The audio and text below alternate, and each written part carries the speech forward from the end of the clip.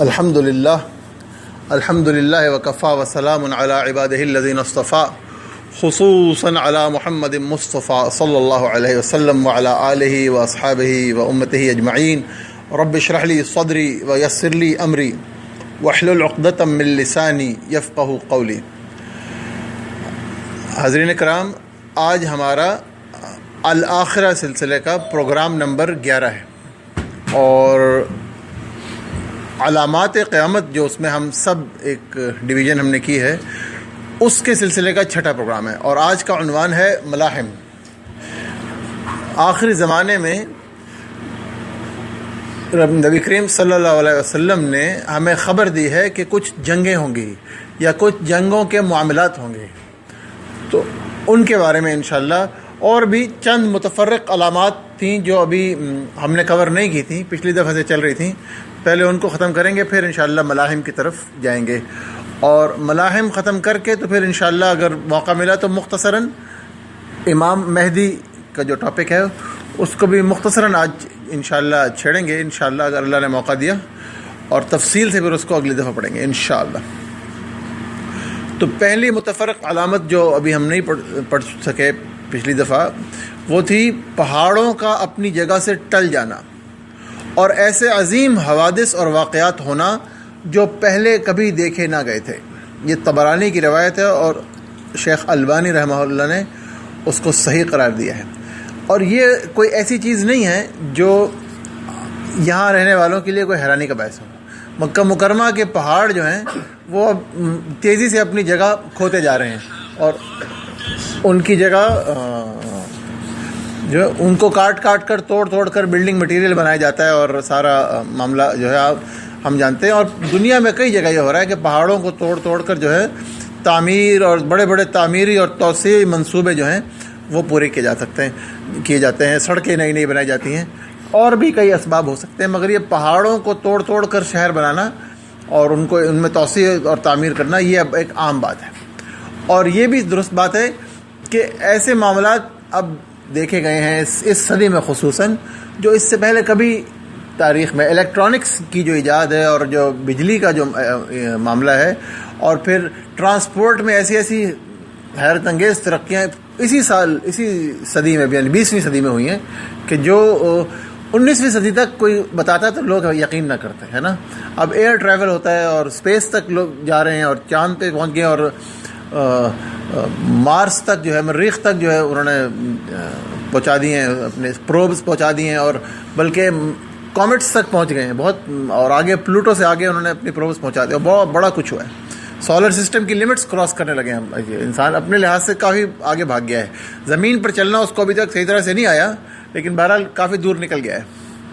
تو یہ ایسی چیزیں ہوئی ہیں جو کہ اس سے پہلے کبھی نہیں ہوئے تھے، اور جیسے ہم کہہ رہے تھے کہ عظیم حوادث اور واقعات، کس نے سوچا تھا کہ ایک بم ایک انسان پھینکے گا اور 1,00,000 افراد بیک وقت جو ہے وہ لقمہ اجل بن جائے گا؟ یہ سوچنے کی بات نہیں۔ 1,00,000 افراد تو شاید کسی شہر میں بمشکل، وہاں دنیا میں 2-4 گنتی کے شہر ہوتے ہوں گے اس زمانے میں جس میں 1,00,000 افراد ہوں، اور وہ ایک بم مار کے ایک پش بٹن وہ دبائے گا، اور کچھ بھی نہیں اس نے کرنا، ٹھیک ہے، آرام سے ایک بٹن دبائے گا اور چلا جائے گا اپنی گھر جا کے، دوپہر کا صبح ناشتہ کیا ہوگا اور دوپہر کا کھانا گھر جا کے کھائے گا آرام سے، اور 1,00,000 آدمی قتل کر کے آ گیا۔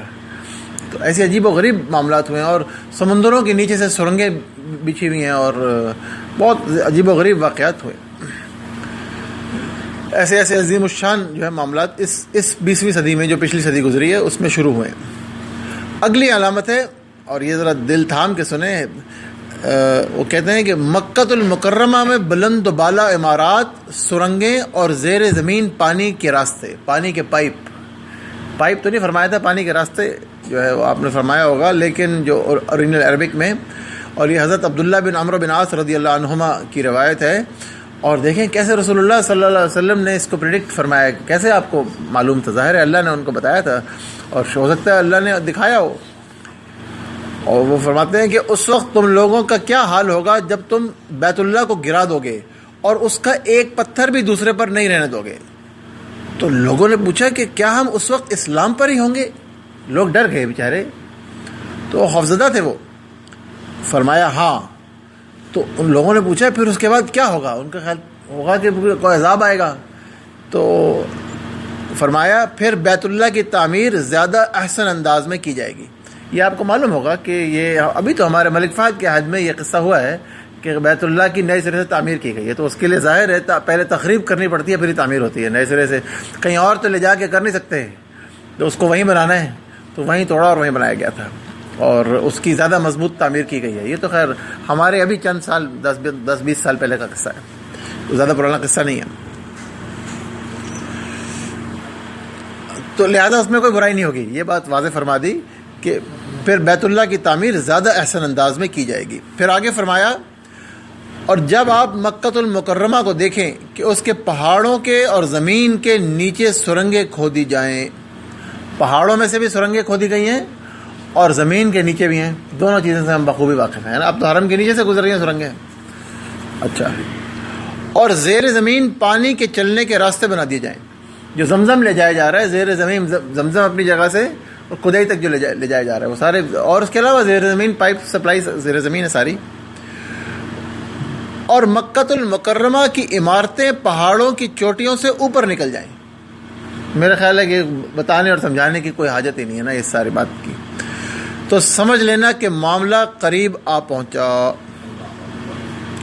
مصنف ابن ابی شیبہ, کسی نے مجھے بتایا تھا کہ مکہ مکرمہ میں ٹوٹل 49 سرنگیں ہیں, یا 49 بتایا یا 22, ان دو کے فگرز ہیں, ایگزیکٹ مجھے بھی نہیں معلوم. بہرحال اب بے شمار سرنگیں ہیں. یہ حدیث پوری ہو چکی, اپنی آنکھوں سے ہم نے دیکھ لی. اگلا جو معاملہ ہے وہ یہ ہے کہ سرزمین عرب کی سرسبزی اور چراگاہوں اور نہروں کا پھر آ جانا. لا تقوم الساعة حتى تعود ارض العرب مروجا وانہارا. یہ مسند احمد میں بھی ہے اور تقریباً ملتے جلتے الفاظ میں صحیح مسلم میں بھی یہی روایت ہے. وہاں یہاں تعودہ ہے, وہاں یعودہ ہے, دوسرے گرامر دوسری استعمال ہوئی ہے. دونوں کا مطلب یہ ہے کہ پھر ہو جائے گی. تو سوال یہ ہے کہ پہلے کب تھی؟ ہم نے تو کسی نے نہیں کبھی سنا کہ عرب جو ہے کبھی ریگستان کے سوا کچھ اور بھی تھا, اور یہ بات ایسے ہی چل رہی تھی. لیکن اس 20ویں صدی میں ہی سیٹلائٹ فوٹوگرافی سے معلوم ہوا کہ جس کو ربع الخالی کہتے ہیں, جہاں گھاس کی ایک پتی بھی نہیں ہے, بالکل لق و دق ریگستان ہے, اور عرب کے وہ بالکل جنوب مشرقی حصہ ہے الربع الخالی جو ہے. تو اس جنوبی حصے میں وہ, اور وہاں تو اس کے اندر کوئی جا نہیں سکتا ابھی, اس قدر وہ بھیانک صحرا ہے, چل کے نہیں جا سکتا. ہیلی کاپٹر جہاز سے جا سکتے ہیں اگر آپ چاہیں تو, لیکن اترنا اور وہاں اس میں ٹھہرنا جا کے بہت مشکل کام ہے. تو دا ایمٹی کوارٹر جیسے الربع الخالی جسے کہتے ہیں. اور سمجھا یہ جاتا ہے کہ وہ قوم عاد کا مسکن تھا. قوم عاد کا وہ احقاف کا وہ علاقہ تھا جسے احقاف قرآن کریم میں کہا گیا. تو سیٹلائٹ فوٹوگرافی سے پتہ چلتا ہے کہ اس کے نیچے ریور بیسنز ہیں, اس کے نیچے ایک زمانے میں نہریں تھیں اور دریا تھے.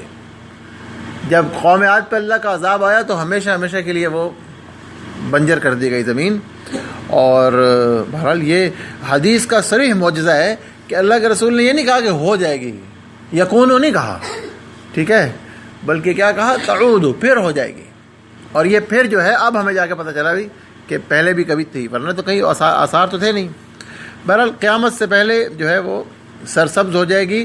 اب بھی اگر آپ سعودی عرب اور UAE دبئی وغیرہ میں جائیں تو جگہ جگہ ہریالی آپ کو نظر آتی ہے, اور حتیٰ کہ گندم کی پروڈکشن سعودی عرب خود کر رہا ہے. اور بہرحال جتنی ہریالی اب نظر آ رہی ہے اتنی بھی کبھی عرب میں اس سے پہلے ریکارڈڈ ہسٹری میں نہیں دیکھی گئی. لیکن ابھی اس کو مزید ہونا ہے, یہ قیامت کے قریب اور ہوگا. یہ ایک اور علامت یہ ہے کہ بارش تو ہوگی, موسلادھار بارش ہوگی, مگر اس کے باوجود زمین کچھ اگائے گی نہیں.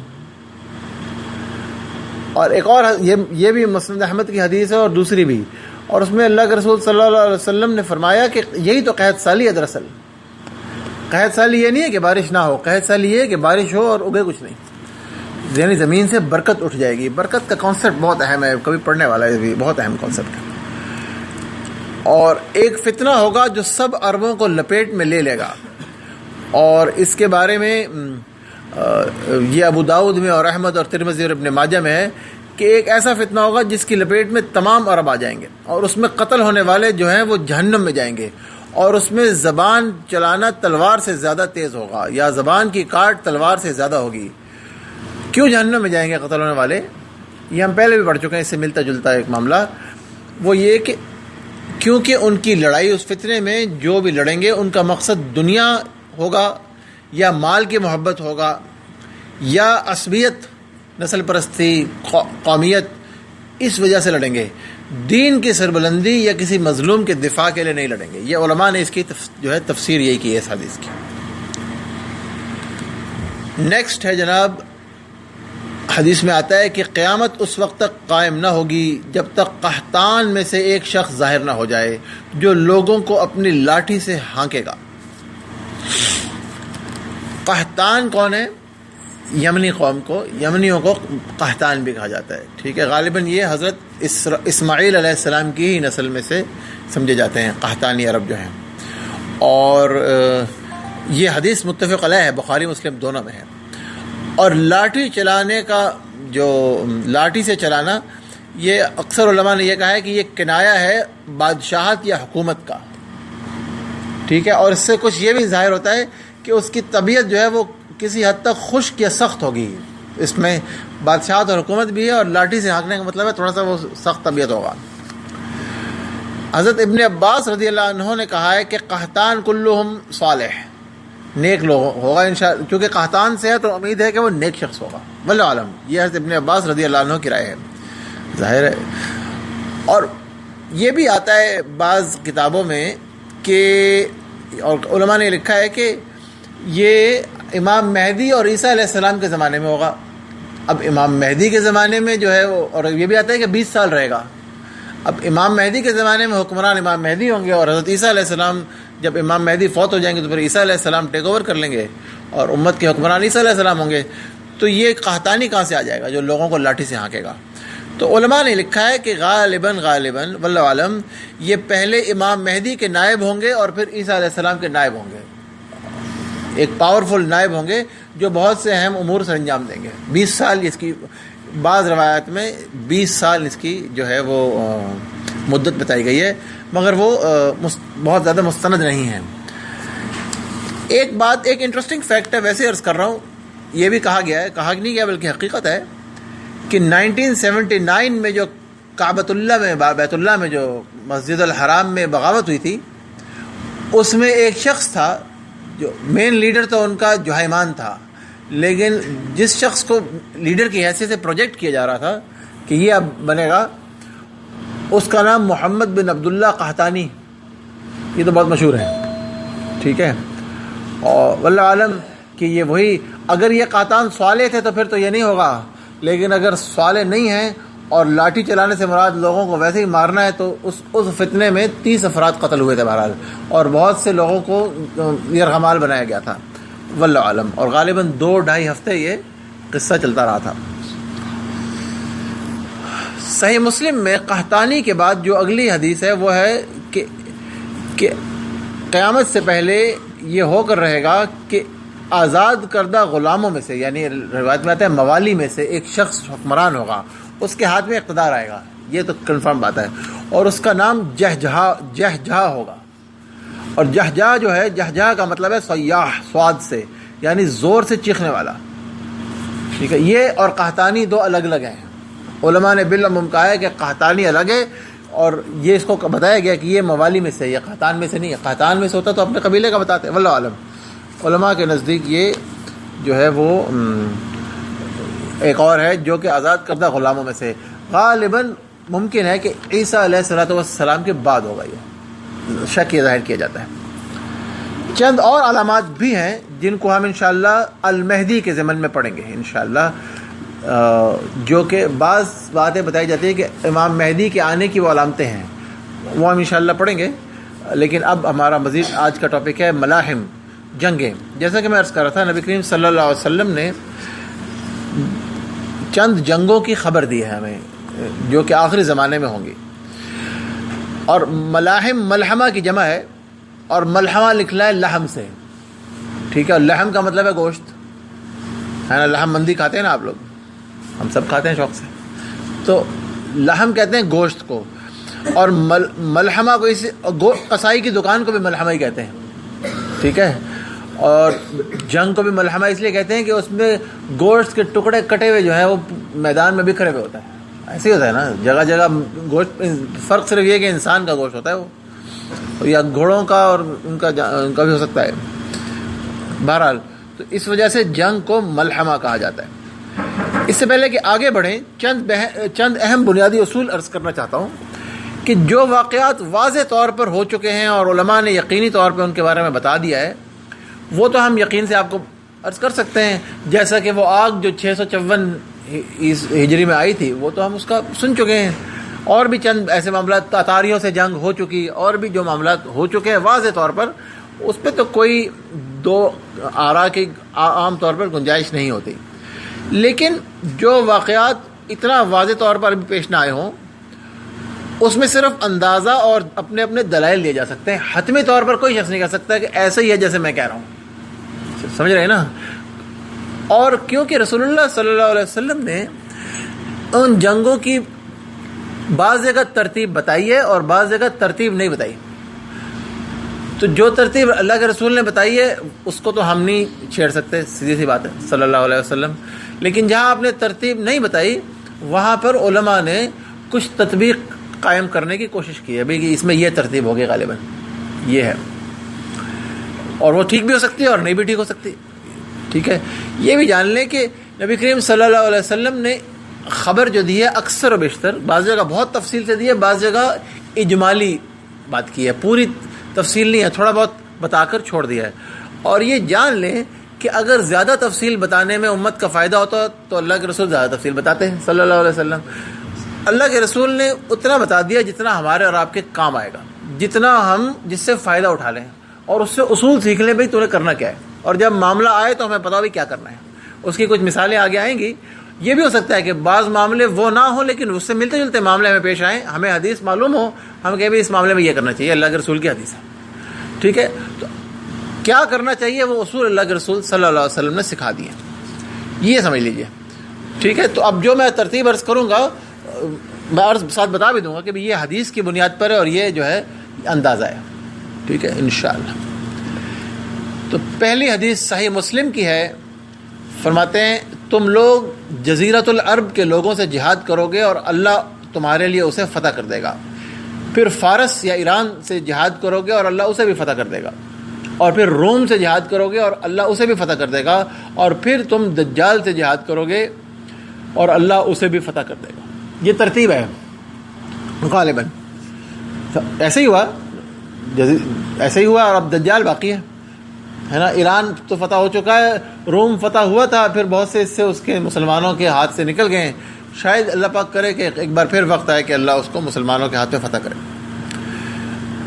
دوسری حدیث سنن ابو داؤد میں ہے، بیت المقدس کی آبادی یثرب کی خرابی کا باعث بنے گی، یعنی مدینہ منورہ کی، اور یثرب کی خرابی سے جنگوں کی ابتدا ہوگی، اور جنگوں کے ظہور کے بعد قسطنطنیہ فتح ہوگا، اور قسطنطنیہ کی فتح کے بعد دجال ظاہر ہوگا. اور ساتھ آپ نے یہ حضرت معاذ بن جبل سے فرمایا، اور یہ بھی فرمایا کہ حضرت معاذ کہتے ہیں کہ مجھے بھول گیا ہے، میری ران پہ یا میرے کندھے پر ہاتھ مارا یوں کر کے، اور فرمایا کہ اے معاذ یہ اس طرح یقینی ہے جس طرح تیرا یہاں بیٹھنا اس وقت یقینی ہے. ٹھیک ہے، یہ بالکل یقینی بات ہے کہ اسی طرح ہوگا. ایک بات یہ ہے کہ قسطنطنیہ تو فتح ہو چکا ہے 1452 میں، سلطان محمد فاتح نے فتح کیا تھا، اور تو دجال ابھی تک نہیں آیا. تو علماء نے کہا ہے کہ غالباً، اور قسطنطنیہ کی فتح کا آگے بھی کافی ذکر آ رہا ہے، اور جس طرح فتح ہوگا اس طرح فتح نہیں ہوا.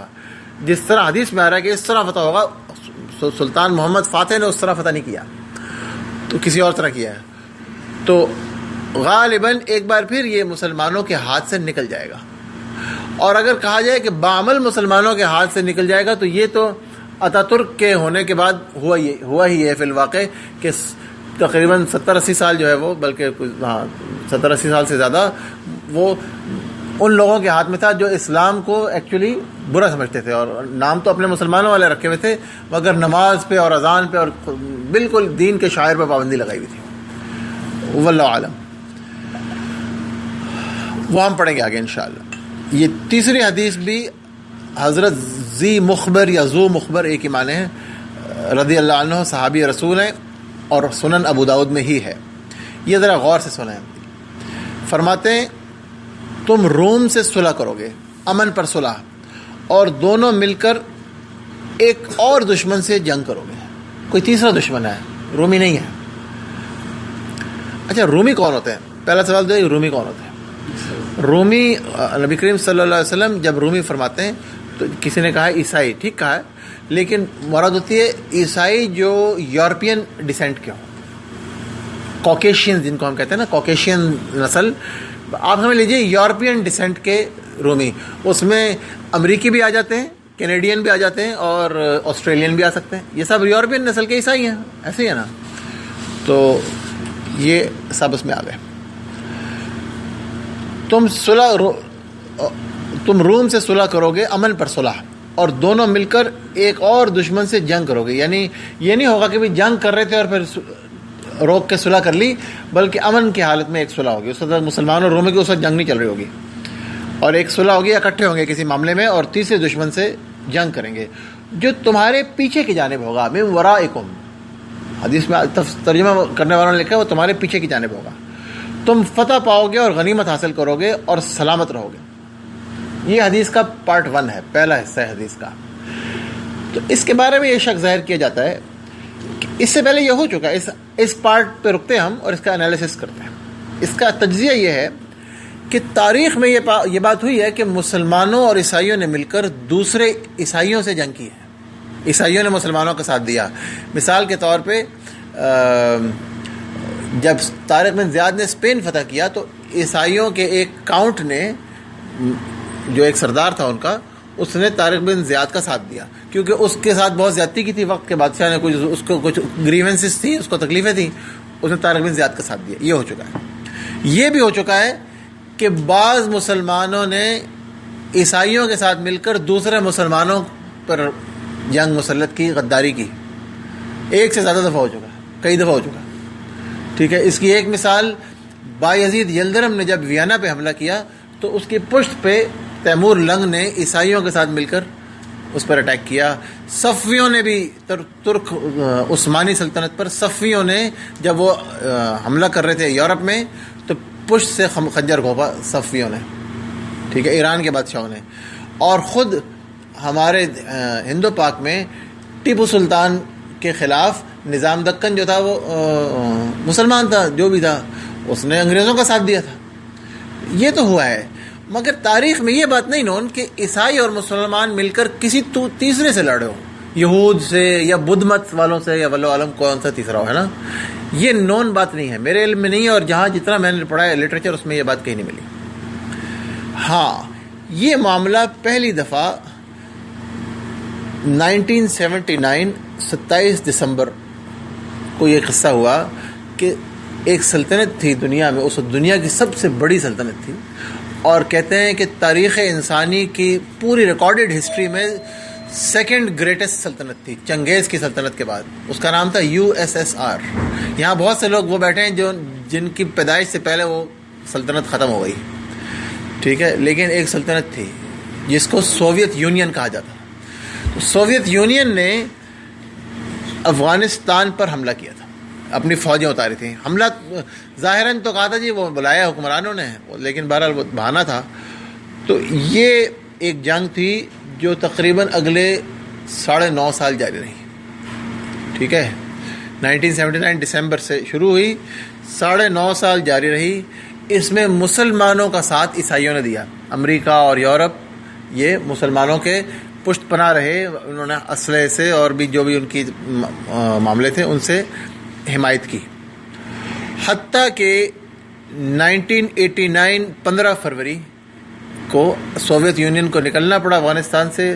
آخری سپاہی جو تھا وہ وہاں سے نکلا، اور یہ 9.5 سالہ جنگ، 9 سالہ جنگ جو ہے اختتام کو پہنچی. یہ پہلا معاملہ ہے جو اس حدیث کی کرائٹیریا پہ پورا اترتا ہے. ٹھیک ہے.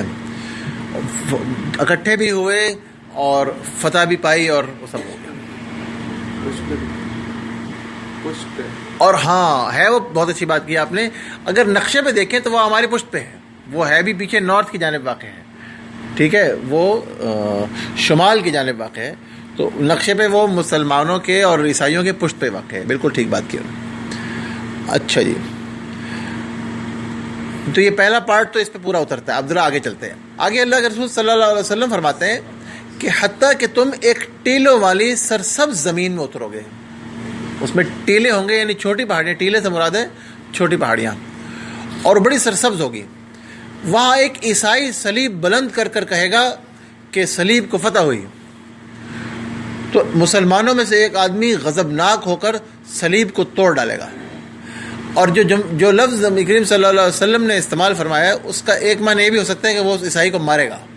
یہ ترجمہ بھی کیا جا سکتا ہے, دونوں ہو سکتی بات. جس پر اہل روم غداری کریں گے اور جنگ کے لیے اکٹھے ہو جائیں گے. وہ جو صلح تھی اس کو توڑ دیں گے, صلح کی ہوگی اس کو توڑ دیں گے. اور مسلمان اپنا اسلحہ لینے کے لیے دوڑیں گے, اور پھر جنگ ہوگی. اللہ سبحانہ و تعالیٰ اس پوری جماعت کو شہادت کے ساتھ عزت بخشے گا, شہادت سے سرفراز کرے گا. مسلمانوں کی وہ پوری جماعت جو جنگ کرے گی, سب کے سب شہید ہو جائیں گے. اور اللہ کے رسول نے فرمایا اللہ ان کو عزت بخشے گا شہادت کے ساتھ. ٹھیک ہے, کوئی بری بات نہیں ہے. This is not bad at all. یہ کوئی برا معاملہ نہیں ہے جو ہو جائے. اللہ سب کو عطا فرمائے, آمین. شہادت تو ہو جائے, اللہ کرے. اچھا, آمین. اب یہ معاملہ ہونا چاہیے اس جنگ کے فوراً بعد. جو پہلی جنگ کا اگر ہم اس کو سمجھ رہے ہیں تو اس کے فوراً بعد ہی ہونا چاہیے نا قصہ. اور زمین ان علامات پر پوری اترنی چاہیے. تو میں نے آپ سے عرض کیا تھا 15 فروری 1989 آخری سوویت فوجی دریائے آمو پار کر کے واپس USSR میں دفن ہو گیا, چلے گئے واپس. ایسے ہوا. اور 16 فروری کہتے ہیں, یہ 15 فروری بتا رہا ہوں, 16 فروری کو یوگوسلاویا میں انہوں نے ایک اعلان کیا جس سے فساد کا آغاز ہوا. 16 فروری 1989 ایک دن کے بعد. اور مارچ میں اختلافات, مارچ 1989 میں اختلافات گہرے ہوئے. اور ہوا یہ کہ جب ٹیٹو مر گیا تھا, ان کا حکمران تھا, تو سربینز نے, وہاں پہ 3-4 اقوام ہیں, سربز, کروٹس اور بوسنینز, جو 3 بڑے مین ان کے گروہ ہیں. بوسنین مسلمان ہیں, سرب اور کروٹ کرسچن ہیں. اور یہ بات بالکل صحیح ہے, جو سربینز ہیں وہ آرتھوڈاکس کرسچنز ہیں اور انتہائی متعصب سمجھے جاتے ہیں. ان کے بارے میں یہ ویل نون بات ہے, پہلی بات. دوسرا یہ کہ یہ عین فروری مارچ 1989 میں ہوا ہے. لیکن آپ اگر عیسائی کیلنڈر کو ذرا ایک لمحے کے لیے ہٹا دیں تو 15 فروری اور 3 مارچ جو اعلان ہوا یہ کہ سرب جو حکمران تھا اس نے باقی سارے علاقوں پر زیادہ پاورز حاصل کر لی. نیا اس نے ایک ترمیم کی کانسٹیٹیوشن میں, ٹھیک ہے, جس سے سارے فسادات کا آغاز ہوا. اور پھر بعد میں بوسنینز نے آزادی کا اعلان کیا, وہ تو بعد میں ہوا. لیکن سارا مسئلہ اسی سے یہاں سے شروع ہوا. اور یہ اس نے بہت بڑی غداری کی تھی. اصل میں یہ غداری تھی ایک. خیر, تو میں عرض کر رہا تھا کہ یہ ہجری کے حساب سے رجب 1409 بنتا ہے. 8 رجب اور 14 رجب یہ ایک ہی مہینہ ہے, مہینہ بھی تبدیل نہیں ہوتا اگر آپ ہجری میں رہے تو, ٹھیک ہے. تیسری بات یہ کہ بوسنیا انتہائی سرسبز اور پہاڑی علاقہ ہے, ڈینس گرین ہے. جو بعض میرے دوست وہاں پہ گئے ہیں وہ کہتے ہیں کہ انتہائی ڈارک گرین ہے, بہت سرسبز علاقہ. آپ لوگ نے تصویروں وغیرہ میں دیکھا ہوگا, بہت سرسبز ہے. یہ بھی جو علامت پوری ہوتی ہے. اور اگلی بات یہ کہ بوسنیا میں یہ بھی ہوا ہے, سرائیوو میں اور دوسرے بانیا لوکا ہے ان کا ایک جگہ ہے, بہت ساری اور جگہوں پہ, کہ پوری مسلمانوں کی آبادی شہید ہوئی ہے. 5-5 ہزار اور 8-8 ہزار کی ماس گریوز ڈسکور ہوئی ہیں. وہ تو بعد میں ہوئی تھی نا. تو یہ علامت بھی اس پہ پوری ہوتی ہے. واللہ عالم. اگین ہم یہ نہیں کہتے یہی ہے, مگر یہ ساری علامتیں اس پہ پوری ہوتی ہیں. واللہ عالم. اچھا جی, اب اگلی حدیث پڑھتے ہیں. اگلی حدیث ہے صحیح مسلم میں, حضرت ابو ہریرہ رضی اللہ عنہ کی روایت ہے. اس حدیث کو ہم کہتے ہیں کہ اس حدیث میں کچھ چھلنیاں ہیں, کچھ فلٹرز ہیں, وہ بھی ساتھ ساتھ پڑھیں گے. قیامت اس وقت تک قائم نہیں ہوگی جب تک رومی اعماق یا دابق نامی جگہ پر نہیں اتریں گے. یہ شام کا ایک مقام ہے, آپ پاس ہی ہیں, اعماق بھی اور دابق بھی. اور شہر سے ان کے مقابلے کے لیے ایک لشکر نکلے گا. وہ زمین کے بہترین لوگ ہوں گے. اب مراد شہر اعماق اور دابق بھی ہو سکتے ہیں، اور بعض لوگوں نے کہا ہے کہ کیونکہ المدینہ کہا ہے تو مدینہ منورہ بھی ہو سکتا ہے، کہ ہو سکتا ہے مدینہ سے ایک لشکر آیا ان سے لڑنے کے لیے، واللہ عالم، ہم نہیں کہہ سکتے۔ وہ زمین کے بہترین لوگ ہوں گے، جب وہ صفیں باندھ لیں گے تو رومی ان سے کہیں گے، ان شہر والوں سے، کہ تم ہٹ جاؤ، تم سے تو ہمیں لڑنا ہی نہیں ہے، تم ہم سے مت لڑو، ہم تو ان سے لڑیں گے جنہوں نے ہم میں سے کچھ لوگوں کو قیدی بنا لیا ہے۔ کچھ مسلمانوں نے کچھ عیسائیوں کو قیدی بنا لیا ہوگا، ہم ان سے لڑنا چاہتے ہیں جنہوں نے ہمارے بندے قید کیے ہیں، تم لوگ سائڈ پہ ہو جاؤ، تم سے تو ہماری کوئی لڑائی نہیں ہے۔ یہ بڑا اچھا ٹرک ہوتا ہے کہ دشمن کو آپ کوئی بہانہ لگا کے نا تو اس کی تقسیم کر دیں، اس کو کہ یار تم آرام سے رہو، تمہیں کیا ضرورت ہے جانے دینے کی۔ تو یہ وہ کہیں گے، اور یہ وہ ہمیشہ کہتے ہیں، یاد رکھیں، وہ ہمیشہ کہتے ہیں کہ تمہارے سے تو ہمارا پھٹے نہیں ہے، ہم تو تمہارے ساتھ والے ملک پہ حملہ کر رہے ہیں، تمہارے تو ہمارا کوئی لڑائی نہیں ہے، ٹھیک ہے۔ مسلمانوں کو یہ حکم نہیں ہے، یہ میں آپ کو ابھی جو آج سنانا چاہ رہا ہوں۔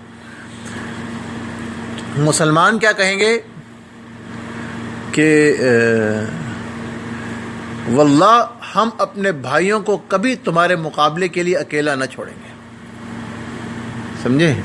جو مسلمان ہوں گے وہ یہ کہیں گے۔ یہ اس حدیث کا دوسرا فلٹر ہے، پہلا نہیں ہے، پہلا میں نے ابھی آپ کو بتانا ہے، یہ اس کا دوسرا فلٹر ہے۔ اس پہ فلٹر یہ ہو رہا ہے کہ اس چھلنی کی ایک جانب مسلمان ہے اور دوسری جانب مسلمان نہیں ہے۔ اللہ کے رسول فرماتے ہیں مسلمان یہ کہیں گے، ٹھیک ہے۔ آگے مزید سخت فلٹر ایک اور آ رہا ہے۔ پہلا فلٹر یہ تھا، پہلی چھلنی وہ تھی جب جو دنیا کے بہترین لوگ تھے وہ ان کفار عیسائیوں سے جہاد کے لیے نکلے تھے، خیار اہل الارض، یہ پہلی چھلنی ہے۔ اس چھلنی کی ایک طرف دنیا کے بہترین لوگ ہیں اور جو گھروں میں رہ گئے وہ بہترین لوگ نہیں ہیں، سیدھی بات ہے۔ یہ دوسری چھلنی ہے کہ وہ نکلیں گے بھی لڑائی کے لیے اور ان کو حوالے بھی نہیں کریں، ان کو تنہا نہیں چھوڑیں گے، ان کے ساتھ مل کے لڑیں گے، تو پھر لڑائی ہوگی۔ اس کے بعد کیا ہوگا؟ جب وہ انکار کر دیں گے مسلمان اکیلا چھوڑنے سے تو پھر لڑائی ہوگی۔ 1/3 مسلمان بھاگ جائیں گے، یہ تیسرا فلٹر ہے۔ 1/3 مسلمان بھاگ جائیں گے اور اللہ سبحانہ و تعالیٰ ان کی توبہ بھی کبھی قبول نہیں فرمائے گا۔ Now this is the worst possible punishment in the world۔ دنیا میں اس سے سخت پنشمنٹ نہیں ہو سکتی اور آخرت میں بھی نہیں ہو سکتی، ہے نا۔ توبہ تو قبول ہوتی ہے بھائی، توبہ کیوں نہیں قبول ہوگی وہ میں آگے عرض کروں گا، لیکن پہلے یہ سوچ لیں، اس جنگ سے 1/3 مسلمان بھاگ جائیں گے اور اللہ ان کی توبہ کبھی قبول نہیں فرمائے گا، ٹھیک ہے۔ یہ صحیح مسلم کی روایت ہے، بالکل مستند ترین حدیث ہے۔ 1/3 شہید ہو جائیں گے۔ کسی جنگ میں 1/3 ثلث، اللہ کے رسول نے فرمایا ثلث 1/3 شہید ہونا، مورٹیلٹی ہو جانا بہت ہی ہائی پرسنٹیج ہے۔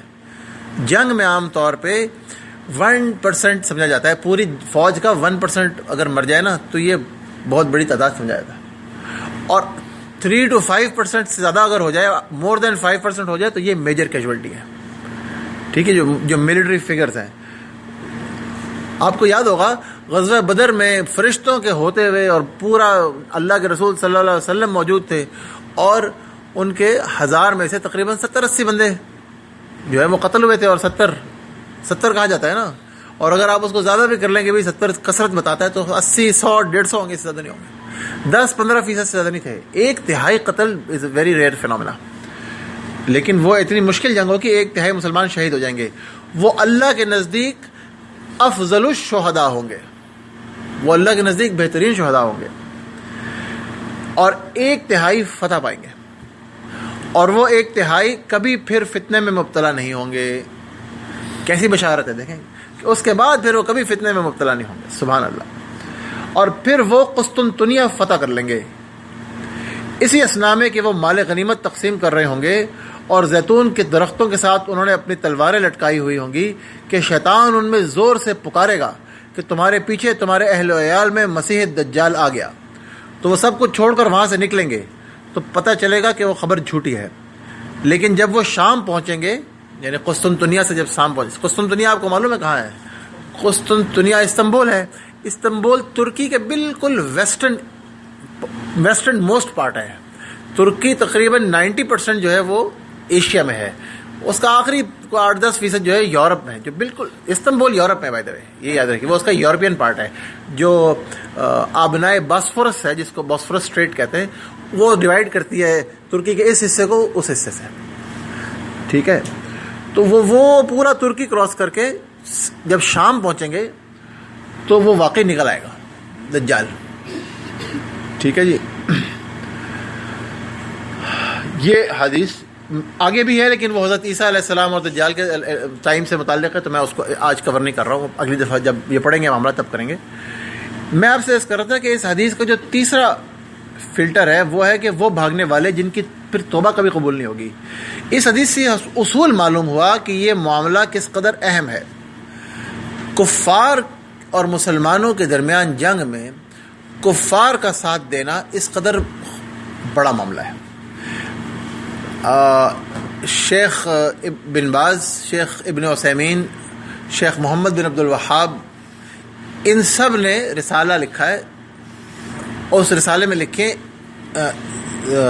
جسے کہتے ہیں دین سے اسلام سے نکل جانے کے 10 وجوہات، ٹھیک ہے، جسے کہتے ہیں نواقض الاسلام، ٹھیک ہے، جن سے انسان آدمی جو ہے وہ دین سے نکل جاتا ہے.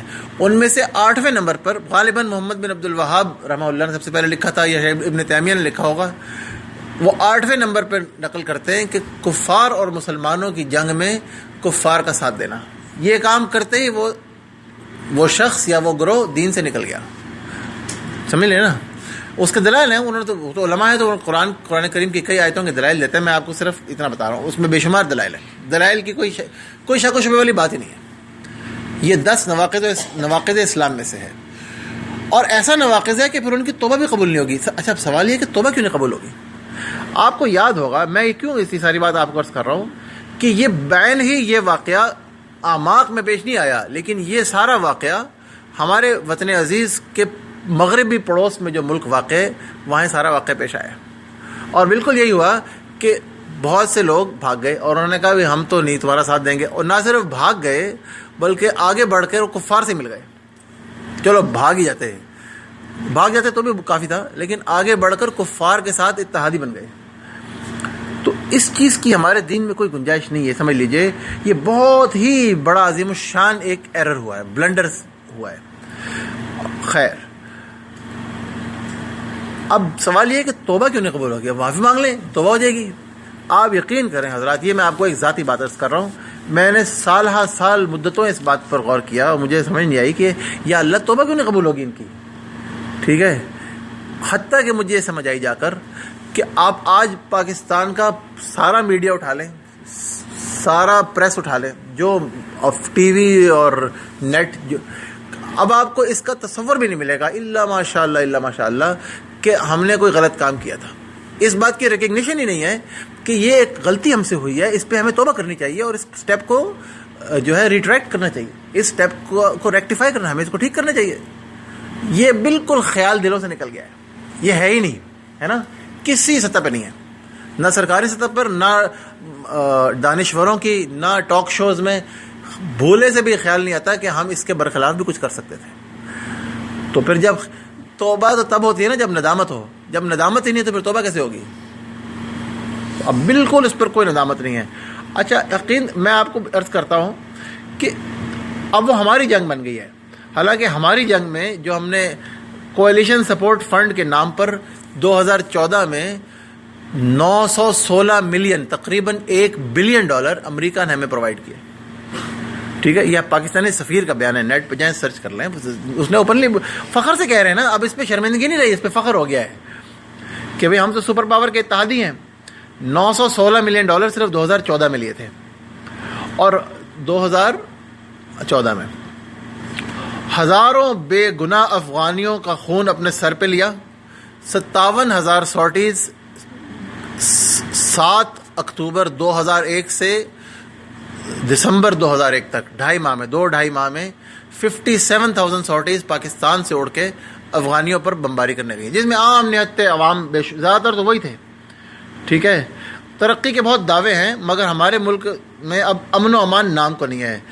انتہائی بد امنی اور لاقانونیت ہے. میں کسی شخص کو نہیں جانتا جس کے گھر 2 دفعہ ڈاکہ نہ پڑا ہو، کم سے کم وہ پورا سائیکل 2 دفعہ ہو چکا ہے نا.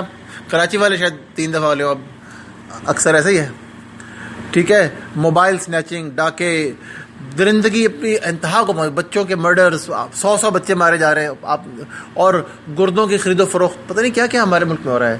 اور ملاوٹ کا یہ عالم ہے کہ 3 کروڑ گدے جو ہے ہم بکرے کے نام پہ کھا چکے ہیں، اور سموسوں میں چوہوں کا گوشت کھا رہے ہیں، نعوذ باللہ. ہیں ڈکار بھی نہیں لیا. اور دودھ کی جگہ یوریا کھاد کھا رہے ہیں. ہے یہ جھوٹ تھوڑی ہے، روز آ رہا ہے اخباروں میں. دودھ تو ہے ہی نہیں، تو یوریا ہو تو اس کے اندر. استغفر اللہ. سبزیوں کی جگہ پلاسٹک کی گوبھی چل رہی، پتہ نہیں کیا کیا ہو رہا ہے. سبحان اللہ و بحمدہ، استغفر اللہ. ٹھیک ہے. تو اور ہر گروہ دوسرے گروہ سے لڑا ہوا ہے. اور ابھی یہ سب اللہ کے عذاب نہیں ہے تو اور کیا ہے؟ انتہائی بدامنی اور لا قانونیت ہے. قاتل جو ہے وہ وزیر کا بیٹا، ایس پی کے بیٹے کو ہم نے جو بات کی تھی، قتل کر کے وکٹری کا نشان بنا کے تو نکل جاتا ہے. وہ تو ہم پچھلی دفعہ پڑھ چکے ہیں. اور ابھی ہمارے جو پڑوس میں مغرب کی جانب ایک اور ملک ہے، اس نے ہمیں دھمکی دی ہے کہ 2 لاکھ رافدی ہمارے تیار ہیں، فلی ٹرینڈ، کہ آپ کے ملک کو کسی بھی وقت ہم ٹیک اوور کر لیں گے، جو آپ کی صفوں کے اندر موجود ہیں. ٹھیک ہے، 2 لاکھ. اور پاکستان کے انفارچونیٹ حقیقت ہے، اعلیٰ ترین عہدوں اور حساس ترین جو جگہیں ہیں ان کے اوپر وہ بیٹھے ہیں. ابھی جب وقت آئے گا تو پتہ چل جائے گا کہ ان کی وفاداریاں کس کے ساتھ ہیں. ٹھیک ہے، اپنے وطن کے ساتھ ہیں یا اپنے مسلک کے ساتھ ہیں. یہ جب وہ ٹریننگ 2 لاکھ بندہ لے کر آیا تو وہ کس کے لیے لے کر آیا؟ تو آرام کرنے کے لیے تو نہیں لایا. تو یہ ریسنٹلی ہمارے پڑوسی ملک نے، روافد کا جو ملک ہے صفویوں والا، یاد رکھیے صفوی وہ قوم ہے جنہوں نے ایک دفعہ ایک حج میں 30,000 حاجی شہید کیے تھے. ٹھیک ہے، حتیٰ کہ ترکی کے سلطان نے آ کر اور حج کا مقاطعہ کر دیا تھا. پورے باہر سے، مکہ کے باہر سے صرف 13 حاجی پہنچے تھے ایک حج میں. یمبو سے لے کے دمام تک جو ہے اس نے حج کو روک دیا تھا. یہ بھی علامات قیامت میں سے ہے کہ حج روک دیا جائے گا، اور یہ ہوا ہے. مشرقی کوست سے مغربی کوست تک پورے کا پورا انہوں نے بلاکیڈ کر دی تھی، ناکہ بندی کر دی تھی. 13 حاجی پہنچے تھے، باقی 30,000 تحقیق کر دیے گئے تھے، مار ڈالے گئے تھے. تو ان کو اس قدر دشمنی ہے، وہ آپ کو کافر سمجھتے ہیں. ان کا جتنا مرضی، یہ تو ایک پورا نیا ٹاپک شروع ہو جائے گا. وہ ہمیں اور آپ کو کافر سمجھتے ہیں. ان کے آپ اوریجنل کتابیں پڑھیے، اس سے بالکل واضح ہو جائے گا. بہرحال تو یہ حقیقت ہے. 5ویں حدیث پہ چلتے ہیں، آگے چلتے ہیں. صحیح بخاری میں حدیث ہے یہ. حضرت عوف بن مالک رضی اللہ عنہ راوی ہے. وہ کہتے ہیں کہ تمہارے اور رومیوں، فرماتے ہیں نبی کریم صلی اللہ علیہ وسلم، کہ تمہارے اور رومیوں کے درمیان ایک صلح ہوگی، اور پھر وہ عہد شکنی کریں گے، اور 80 جھنڈوں کا لشکر لے کر تم پر آئیں گے. ہر جھنڈے کے نیچے 12,000 افراد ہوں گے، یعنی ٹوٹل فوج 9,60,000 ہوگی. یہ جنگ کون سی ہے؟ بعض لوگوں کے نزدیک تو یہ جو جنگ ابھی اوپر گزری ہے، جس میں نیٹو ہے، اور ایک طرف نیٹو ہے اور پاکستان ہے اور دوسرے ممالک ہیں، اور دوسری طرف افغانی ہیں، تو 49 نیٹو کے ممالک تھے اس میں شامل. اور 9,60,000 ضروری نہیں ہے کہ بیک وقت ہوں، یہ بھی ہو سکتا ہے کہ بیک وقت ہو سکتا ہے. یہ بھی ہو سکتا ہے کہ ٹوٹل فوجی جو اس میں حصہ لیں، روٹیشن چلتی ہے نا، ایک وقت میں 2 لاکھ 4 لاکھ 3 لاکھ موجود ہوتے ہیں، پھر وہ روٹیٹ کرتے ہیں، دوسرے آتے ہیں، پھر دوسرے آتے ہیں. ایسے ہوتا ہے نا. اسے کہتے ہیں ٹور آف ڈیوٹی کہتے ہیں ہماری آرمی کی زبان میں. تو ٹوٹل لوگ جو اس جنگ میں شریک ہوئے ہوں وہ 9,60,000 ہونے میں کوئی کلام ہی نہیں ہے. ٹھیک ہے، یہ تو آسان ہے. اور 80 جھنڈوں کا جہاں تک تعلق ہے تو 49 ممالک، ہر بٹالین کا اپنا ایک جھنڈا ہوتا ہے. ہو سکتا ہے وہ 80 جھنڈے ہو سکتے ہیں، میں صرف یہ میں نہیں کر رہا ہوں، وہی ہے، میں صرف امکان ظاہر کر رہا ہوں. کوئی اور جنگ بھی ہو سکتی ہے، واللہ عالم. ٹھیک ہے، لیکن اگر یہ وہ کہتے ہیں کہ ان پیرلل ہیں یا ان سیریز ہیں، تو اگر تو ان پیرلل ہیں، سارے بیک وقت ہیں، تو پھر تو یہ وہ جنگ نہیں ہے. لیکن اگر ان سیریز ہیں اور 9,60,000 افراد نے جنگ میں حصہ لیا ہے، تو جو افغانیوں کی جنگ چل رہی ہے، ہو سکتا ہے وہی مراد ہو سکتا ہے نہ ہی ہو. آگے چلتے ہیں. اچھا جی، اگلا جو واقعہ پیش آئے گا وہ ہے قسطنطنیہ کی فتح، اور یہ صحیح مسلم کی روایت ہے. نبی کریم صلی اللہ علیہ وسلم نے دریافت فرمایا، تمہیں وہ شہر معلوم ہے جس کے ایک جانب خشکی ہے اور دوسری جانب سمندر ہے؟ تو صحابہ نے عرض کیا، ہاں یا رسول اللہ صلی اللہ علیہ وسلم. تو یہ شہر علماء نے تقریباً بالاتفاق کہا ہے کہ یہ قسطنطنیہ ہے. جس کو اب استنبول کہتے ہیں، پہلے کانسٹینٹینوپل کہتے تھے. یہ سیزر کانسٹنٹائن تھا غالباً، اس نے اس کو بسایا تھا. اگر آپ قسطنطنیہ کا نقشہ دیکھیں تو اس کے ایکچولی 3 اطراف میں پانی ہے، ٹھیک ہے، اور ایک طرف اس کے جہاں وہ یورپ سے بلغاریہ سے جا کے وہ ترکی کی سرحد ملتی ہے وہ خشکی ہے. تو 3 طرف اس کے پانی ہے، ایک طرف اس کے خشکی ہے. تو بعض لوگوں نے کہا کہ ہو سکتا ہے یہ وینس بھی ہو سکتا تھا، وینس میں بھی بہت پانی ہے، جو روم کا شہر وینس ہے وہ بھی تو ہو سکتا ہے. لیکن علماء کا یہ کہنا ہے کہ یہ قسطنطنیہ ہی ہے. صحابہ نے کہا یا رسول اللہ صلی اللہ علیہ وسلم معلوم ہے. فرمایا اس وقت تک قیامت نہیں قائم ہوگی جب تک بنو اسحاق میں سے 70,000 آدمی اس کے خلاف جہاد نہ کر لے. جب وہ آئیں گے تو پڑاؤ ڈالیں گے، مگر اسلحے سے اور تیروں سے قتال نہیں کریں گے، بلکہ نعرہ لگائیں گے، زور سے کہیں گے لا الہ الا اللہ واللہ اکبر. تو شہر پناہ کی ایک دیوار گر جائے گی. پھر دوبارہ آواز بلند کریں گے لا الہ الا اللہ واللہ اکبر، تو دوسری سمت کی دیوار بھی گر جائے گی. پھر جب وہ تیسری دفعہ لا الہ الا اللہ واللہ اکبر کہیں گے تو وہ پورا کھل جائے گا اور وہ شہر میں داخل ہو جائیں گے اور مال غنیمت حاصل کریں گے. تو جب غنائم تقسیم کر رہے ہوں گے تو اچانک ایک پکار سنائی دے گی، غالباً لاؤڈ سپیکر ہوگا، ہے نا، کسی نے لاؤڈ سپیکر پہ کہا ہوگا تو اعلان کیا ہوگا، ایسے ہی ہوگا نا، کہ دجال نکل آیا. تو وہ سب کچھ چھوڑ کر اس کی طرف پلٹ کر چل پڑیں گے. اچھا، اب یہ بنو اسحاق کون ہے؟ اس میں یہ تو پتہ چل گیا کہ قتال کے بغیر فتح ہوگا. بنو اسحاق کون ہے؟ 2 آراء ہیں. ایک رائے یہ ہے کہ اور یہ بڑی مضبوط رائے ہے، بنو اسحاق سے مراد رومی. کچھ رومی ایسے ہوں گے جو اسلام لا چکے ہوں گے، جو مسلمان ہوں گے، اور وہ بنو اسحاق ہیں. کیونکہ رومیوں کے بارے میں کہا جاتا ہے کہ یہ اصفر بن روم بن عیسو بن اسحاق بن ابراہیم علیہ الصلوۃ والسلام، یہ ان کی نسل ہے. ان کو بنو اصفر بھی کہتے ہیں، رومیوں کو بنو اصفر بھی کہتے ہیں. تو ان کے بارے میں یہ بتایا جاتا ہے کہ بھی حضرت اسحاق علیہ السلام کی نسل سے. بعض علماء نے یہ بھی کہا ہے کہ اس سے پٹھان بھی مراد ہو سکتے ہیں، پشتون یا افغان بھی مراد ہوتے ہیں. افغانی بھی اپنے آپ کو بنو اسحاق کہتے ہیں. وہ کہتے ہیں ہم حضرت اسحاق علیہ السلام کی جو پٹھان نسل ہے وہ خود کو حضرت اسحاق علیہ السلام کی نسل سے مانتے ہیں. تو وہ بھی ہو سکتے ہیں. یہ معروف بات ہے، پٹھانوں میں یہ معروف بات ہے. اگر کوئی یہاں پٹھان بیٹھا ہے تو اس کو معلوم ہو یہ بات. جی، بھٹکا ہوا قبیلہ، ایک بچھڑا ہوا قبیلہ جسے کہتے ہیں، کہہ سکتے ہیں، واللہ عالم. بہرحال وہ اپنے آپ کو بنو اسحاق کہتے ہیں. اور اس کے ایک دلیل یہ ہے کہ وہ جب وہ فتح پائیں گے تو پھر قسطنطنیہ فتح کریں گے. تو افغانیوں دنیا کی واحد قوم ہے جنہوں نے 3 سپر پاورز کو جو ہے وہ مٹی کا ذائقہ چکھایا ہے نا. تو ہو سکتا ہے وہی ہوں، واللہ عالم. یہ ہے اگلی علامت. اس سے آگے ہے جناب الملحمۃ العظمیٰ. نبی کریم صلی اللہ علیہ وسلم نے ایک عظیم جنگ کی خبر دی ہے، اس کو الملحمۃ الکبریٰ بھی کہا گیا. بہت عظیم جنگ، بہت بڑی جنگ. عبداللہ بن مسعود رضی اللہ عنہ سے روایت ہے کہ قیامت قائم نہیں ہوگی حتیٰ کہ میراث تقسیم نہ ہو اور مال غنیمت حاصل ہونے کی خوشی نہ ہو. مطلب آگے آ رہا ہے، میں عرض کرتا ہوں. پھر فرمایا دشمن اہل شام کے ساتھ جنگ کرنے کے لیے اکٹھے ہوں گے اور اہل اسلام ان سے لڑنے کے لیے جمع ہوں گے. راوی نے عبداللہ بن مسعود سے پوچھا دشمن سے مراد رومی ہیں؟ فرمایا ہاں. پھر فرمایا اس وقت شدید لڑائی ہوگی، مسلمانوں کا ایک لشکر عہد کرے گا کہ یا تو شہادت حاصل کریں گے یا مر جائیں گے یا فتح حاصل کریں گے، اس کے بغیر واپس نہیں لوٹیں گے. اور دونوں لشکروں کے درمیان شدید جنگ ہوگی حتیٰ کہ رات چھا جائے گی اور کسی لشکر کو فتح نہیں ہوگی. اور جو لوگ مسلمانوں میں سے یہ عہد کر کے شریک ہوئے تھے وہ سب کے سب شہید ہو جائیں گے. پورا وہ گروہ جو موت کی بیعت کر کے گیا تھا وہ سارے کے سارے شہید ہو جائیں گے. دوسرے دن بھی اس طرح ہی ہوگا. حدیث میں تفصیل ہے اور میں آپ کو مختصر کر کے بول رہا ہوں. دوسرے دن بھی اس طرح ہوگا، تیسرے دن بھی اس طرح ہوگا. ٹھیک ہے، یعنی سٹیل میٹ چل رہا ہوگا. اس وقت تک سٹیل میٹ، دونوں طرف سے کسی کو فتح نہیں ہو رہی. مسلمانوں کے 3 گروہ کامل شہادت پا چکے ہیں، سب کے سب پورا گروہ شہید ہو چکے ہیں. چوتھے دن یہ ہوگا کہ مسلمانوں کی باقی ساری فوج جنگ کرے گی. اس روز اللہ کفار کو شکست دے گا. یہ کتنی بڑی بات ہے، ویسے اہم بات ہے. اللہ کے رسول فرماتے ہیں اللہ اسے فتح کر دے گا، اللہ اسے شکست دے گا. کبھی یہ اس غلط فہمی میں آپ مبتلا نہ ہو کہ بھی یہ کام میں نے کیا ہے.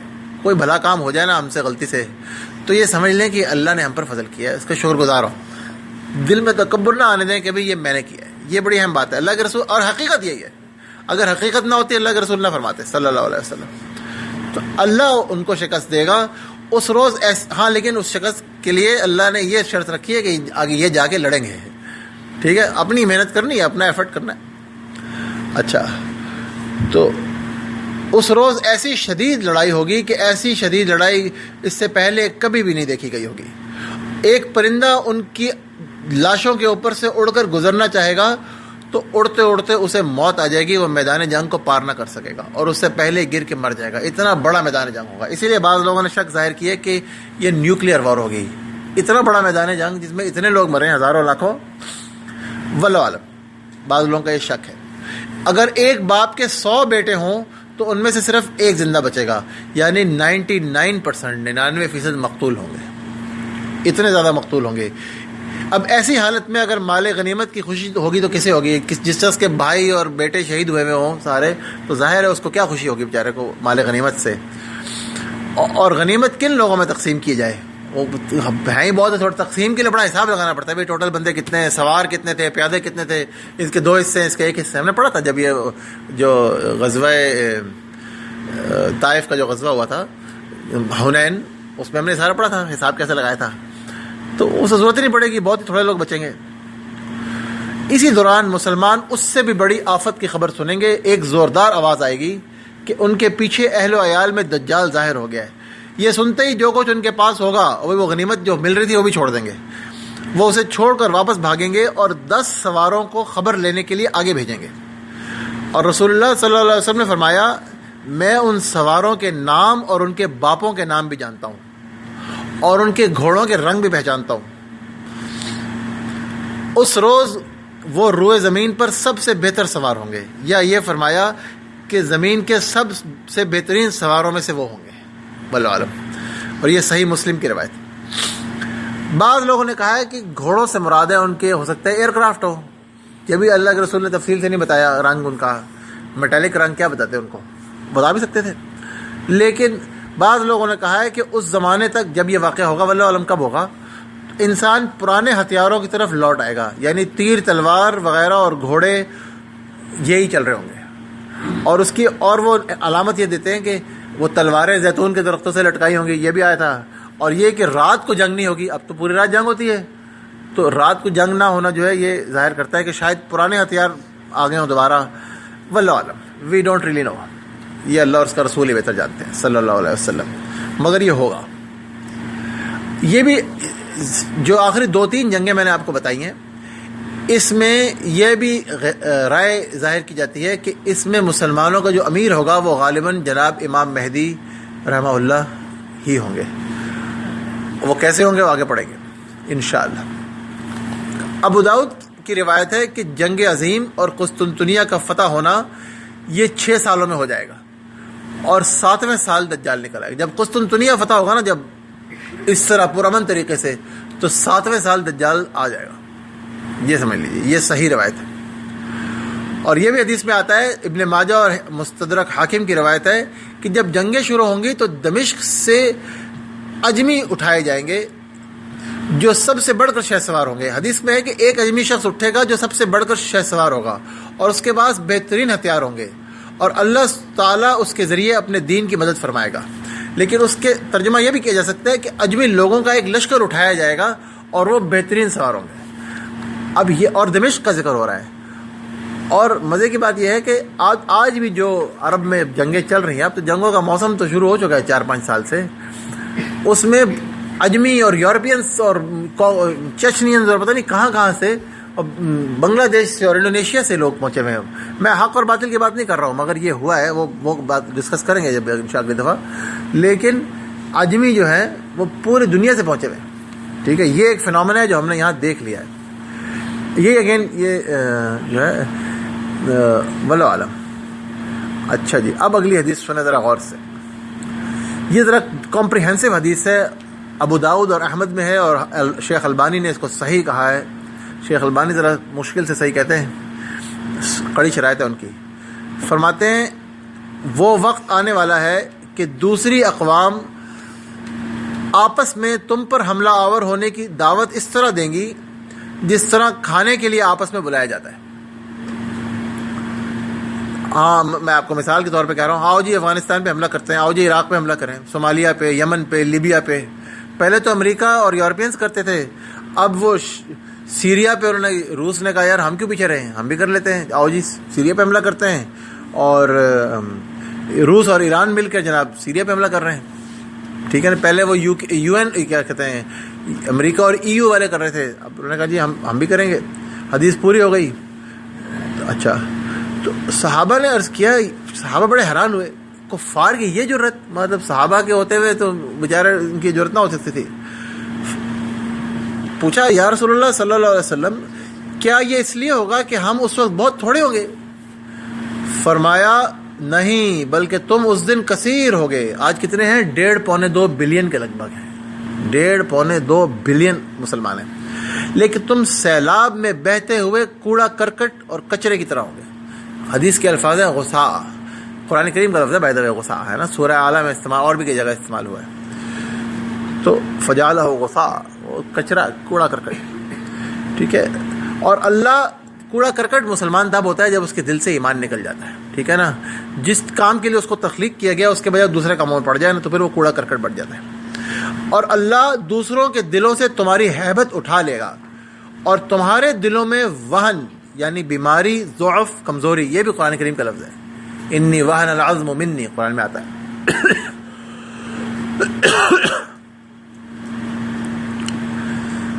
جو ہے تمہارے دلوں میں وہن ڈال دے گا، یعنی بیماری، ضعف اور کمزوری. تو صحابہ نے عرض کیا یا رسول اللہ وہ کیا بیماری ہوگی صلی اللہ علیہ وسلم؟ فرمایا حب الدنیا و کراہیت الموت، دنیا کی محبت اور موت سے نفرت. اب دیکھیے حدیث میں بیماری کی نام بھی بتا دیا، تشخیص بھی بتا دی، اور اس کا علاج بھی بتا دیا. علاج کیا ہے؟ اس کو ریورس کر دیں، دنیا کی محبت کو ترک کریں اور موت کی محبت کو اختیار کریں. کراہیہ کا مطلب ہے نفرت کرنا، اس کا اپوزٹ ہے محبت کرنا. دنیا سے کراہیت کریں اور موت سے محبت کریں، بیماری ٹھیک ہو جائے گی. اب چاہیے یہ کہ ہر شخص اپنے دل کا جائزہ لے کہ میری محبت دنیا سے ہے کہ موت سے ہے. صحابہ موت سے محبت کرتے تھے.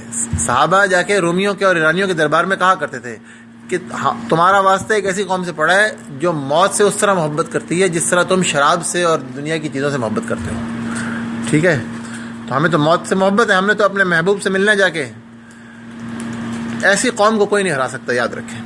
ہر شخص اپنے دل کا جائزہ لے، اپنے ارادوں، اپنی خواہشات، اپنے ایمز اینڈ آبجیکٹیوز، اپنی اولاد کے لیے ہم کیا سوچتے ہیں، کن فکروں اور اعمال میں ہمارے 24 گھنٹے گزرتے ہیں، دنیا کے یا آخرت کے، کیا پلاننگ ہے، کیا جمع کر رہے ہیں، کس کے لیے جمع کر رہے ہیں، دنیا کے لیے کہ آخرت کے لیے، کیا سوچتے رہتے ہیں. ہمارا غالب جو ہم ہے، جو میں نے پچھلی دفعہ حدیث عرض کی تھی کہ جس کا ہم آخرت ہو جائے گی، تو ہمارا ہم کیا ہے، ہمارا اصل غالب فکر کیا ہے، یہ سوچیں. یہ اہم بات ہے. اور ہمارا عمل کیا ہے. دیکھیں ان تمام احادیث میں مسلمانوں کے چند اعمال کا ذکر ہے نا. ان اعمال میں ہم ہیں یا ان سے دور ہیں یا ان کو برا سمجھتے ہیں. اب تو یہ حالت کو برا سمجھتے ہیں. میں آپ سے اگلی حدیث اس سے بھی زیادہ کلیئر ہے، میں عرض کرتا ہوں. وہ اس حدیث کی تفسیر کرتی ہے، اور وہ بھی ابو داؤد، سنن ابو داؤد اور مسند احمد کی حدیث ہے. اللہ کے رسول صلی اللہ علیہ وسلم فرماتے ہیں جب تم عینہ کی بیع کرنے لگو گے. عینہ کی بیع کہتے ہیں، عینہ ایک طریقہ ہے کہ جس سے یہ آج کل بالکل یہ گاڑیوں کی جو بینکوں سے خرید و فروخت ہو رہی ہے اس طرح ہوتی ہے کہ آپ ایک مال کسی کو بیچتے ہیں، پھر اس سے تھوڑا سا کم مال میں نا وہیں کے وہیں خرید لیتے ہیں. کوئی چیز کہیں اپنی جگہ سے کہیں گئی نہیں ہے. ٹھیک ہے. سود کو حلال کر لینے کا ایک ہیلہ ہے یا عینہ کی بیع کرنا. ٹھیک ہے. تو یہ جب تم عینہ کی بیع کرنے لگو گے اور بیلوں کی دمیں پکڑ لو گے اور کھیتی باڑی پہ راضی ہو جاؤ گے اور جہاد کو ترک کر دو گے، تو اللہ مسلط کر دے گا تم پر ذلت جو ہرگز نہ جائے گی حتیٰ کہ تم پلٹ آؤ پھر اپنے دین کی طرف. اس میں اپنا دین کیا ہے؟ ہیلے چھوڑو، ہیلے چھوڑ دو، یہ دنیا پرستی سے نکلو. بیلوں کی دمیں دنیا پرستی کا کنایا ہے کہ دنیا کے کاموں میں پڑ کے، میں آپ کو اگلی بات بتاتا ہوں. ابھی دنیا میں مشغولیت اور اپنے اصل کام سے غفلت، یہ ہے بیلوں کی دمیں پکڑ لینا. اور کھیتی باڑی کوئی حرام کام تو نہیں ہے، لیکن یاد رکھیں جب مکہ فتح ہو گیا تو انصار مدینہ نے کہا کہ بھئی ہمارے پچھلے 8 سالوں سے ہم نے کوئی کھیتی باڑی صحیح طرح نہیں کر سکے، غزوات چلتے رہے، چلو اب ہم جو ہے نا دوبارہ اپنی کھیتی باڑی کرتے ہیں، اب تو مکہ فتح ہو گیا. تو قرآن کریم میں آیت اترائی، اور یہ سیدنا ابو ایوب انصاری رضی اللہ عنہ کی روایت ہے کہ ولا تہلکوا بایدیکم الی التہلکہ ولا تلقوا بایدیکم الی التہلکہ، اپنے ہاتھوں اپنے آپ کو ہلاکت میں مت ڈالو. یہ اس بات پہ آئی تھی، یہ چاہے جس مرضی تفسیر سے پڑھ لیجئے، ٹھیک ہے. حضرت ابو ایوب انصاری رضی اللہ عنہ کی روایت ہے، جو میزبان رسول تھے. وہ کہتے ہیں کہ اللہ نے کہا اب دنیا میں نہیں پڑھنا، تم نے یہی کام کرنا ہے، ٹھیک ہے. تو ہمارا کام کیا ہے؟ کنتم خیر امۃ اخرجت للناس، تم وہ بہترین امت ہو جس کو لوگوں کے لیے اٹھایا گیا ہے. ہمارا کام ہے دین کو خود چلنا اس پہ، اور پوری دنیا میں اس کو لے کے جانا، پوری دنیا میں اس کو پھیلانا. یہ ہمارا کام ہے، چاہے دعوت سے ہو چاہے کسی اور ذریعے سے ہو، ٹھیک ہے، چاہے جو مرضی ذریعہ اختیار کرنا پڑے، ہے نا. یہ کام ہے مسلمانوں کا. جب یہ چھوڑ دیں گے اور دنیا پرستی میں لگ جائیں گے، اور اب تو پورے مسلمان امت سود میں اور ربا میں ماشاءاللہ بینکوں کے توسط سے پڑی ہوئی ہے، سود اور ربا حاصل کر لیا، اور جہاد فی سبیل اللہ تو سب سے بڑا جرم ہے، اس سے بڑے تو جرم ہی کوئی نہیں آج کے دور میں. تو پھر امت جس حال میں ہے تو بالکل درست ہے، اسی حال میں ہے جس حال میں رسول اللہ صلی اللہ علیہ وسلم نے فرمایا تھا. حالانکہ اللہ تعالیٰ قرآن میں کیا فرماتا ہے ذرا سن لیجئے. سورہ توبہ کی آیت نمبر 38 اور 39 ہے، یا ایھا الذین آمنوا، اے لوگو جو ایمان لائے ہو، ما لکم، تمہیں کیا ہو گیا ہے، اذا قیل لکم انفروا فی سبیل اللہ، جب تمہیں کہا گیا کہ نکلو اللہ کے راستے میں، فی سبیل اللہ اثاقلتم الی الارض، تم زمین کے ساتھ ہی چمٹ گئے، زمین کی طرف جھک کے رہ گئے. ارضیتم بالحیات الدنیا من الآخرہ، کیا تم دنیا کی زندگی پر راضی ہو گئے آخرت کو چھوڑ کر. فما متاع الحیات الدنیا فی الآخرۃ الا قلیل، تو کیا ہے آخرت کی زندگی تو کچھ بھی نہیں ہے، دنیا کی زندگی تو کچھ بھی نہیں ہے آخرت کے مقابلے میں، سوائے بالکل تھوڑی ہونے کے. الا تنفروا، اگر تم نہیں نکلو گے، یعذبکم عذابا علیما، اللہ تمہیں دردناک عذاب کا مزہ چکھائے گا. وَيَسْتَبْدِلْ قَوْمًا غَيْرَكُمْ، اور تمہاری جگہ کسی دوسری قوم کو اٹھائے گا، تبدیل کر دے گا تمہیں. یاد رکھیں حضرت عمر رضی اللہ عنہ کو خبر ملی کہ مسلمانوں نے جو علاقے فتح کیے، کسی ایک مسلمان نے کہیں سے ایک کھیت خرید لیا اور کھیتی باڑی کی اور فصل حاصل ہوئی، اچھی فصل حاصل ہوئی. حضرت عمر نے اپنا ایک محتسب بھیجا اور جا کے کہا کہ اس کے جو فصل ہے اس کو آگ لگا دو، اور اس کو بولو جاؤ، ہاں اس کی فصل کو آگ لگا دو، اور اس کو بولو جا کے جہاد میں لشکر میں شامل ہو. یہ ہمارا کام نہیں ہے. حضرت عمر نے حکماً منع فرمایا تھا کہ یہ کھیتی باڑی وغیرہ یہ جو ذمی ہیں یہی کریں گے، ہم اپنے اصل کام کو مت بھولیں. یہ حضرت عمر رضی اللہ عنہ نے اس کے کھیت کو آگ لگوا دیا. حالانکہ کھیتی باڑی کوئی ویسے دیکھا جائے تو حرام کام تو نہیں ہے، مگر پسندیدہ کام کیا ہے، مسلمان اپنے اصل کام میں لگاؤ. تو اب دیکھیے جو بات سارے اللہ کے رسول بتا رہے ہیں کہ وہ ایسے گویا ان کو ہمارے آج کے حالات کا مشاہدہ کرایا گیا. یہ سب کچھ ہم کر رہے ہیں، ہم انہی چیزوں میں پڑ گئے ہیں. ہمیں کون ہے مسلمانوں میں سے جو یہ سوچتا ہے کہ میرا بیٹا بڑا ہوگا تو میں اس کے ذریعے اسلام کو غالب کرنے کا کام لوں گا.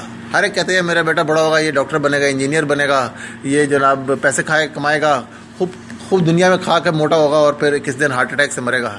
یہی سوچتے ہیں. اور کیا ہمارے ایمز یہی ہیں، یہی ہمارے ایمز اینڈ آبجیکٹیوز ہیں.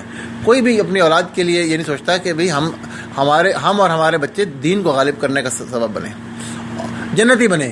اصل مسئلہ کیا، آخر میں جنت بھی ہے. بہرحال تو یہ آج یہ حال ہے. اقوام کفر کی جنگی تیاریوں اور حربی ترقی کا یہ عالم ہے کہ مسلمان اس سے 1/100 پہ بھی نہیں ہے، اور ہر لمحہ یہ فرق تیزی سے بڑھتا جا رہا ہے. اور مسلمان اپنی دنیا پرستی اور دین کو اور جہاد فی سبیل اللہ کو چھوڑ دینے کی اور اہمیت نہ دینے کے باعث حقیقتاً کفار کے غلام بن کر چل رہے ہیں. ہم کہتے ہیں جی ہمارا وطن 1947 میں آزاد ہوا تھا. اس سے بڑی غلط فہمی کوئی نہیں ہے. آزاد نہیں ہوا تھا، ٹرانسفر ہوا تھا. یو کے سے ٹرانسفر ہو کے یو ایس کے نام لکھ دیا گیا تھا. اس سے بڑھ کے تو کوئی بات نہیں. اگر کوئی اس کو ڈینائی کرتا ہے تو وہ کس دنیا میں رہ رہا ہے.